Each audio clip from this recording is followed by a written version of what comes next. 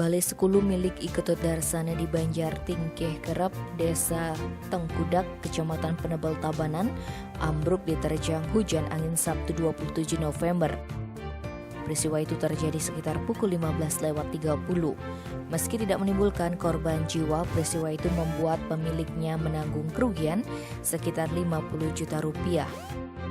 Kasubag Humas Polres Tabanan Ibtu Nyoman Subagia menjelaskan saat kejadian keluarga korban sedang berada di dalam rumah. Tiba-tiba mereka mendengar bunyi sesuatu yang ambruk. Ketika diperiksa mereka mendapati Balai Sekulu atau rumah adat miliknya sudah ambruk. Menurut saksi korban, bangunan yang sudah berusia 20 tahunan itu biasa dipakai tempat tidur. Pasca kejadian, katanya lanjut pihak kepolisian bersama tetangga korban membersihkan bagian-bagian balai yang ambruk. Tim Bali Express melaporkan.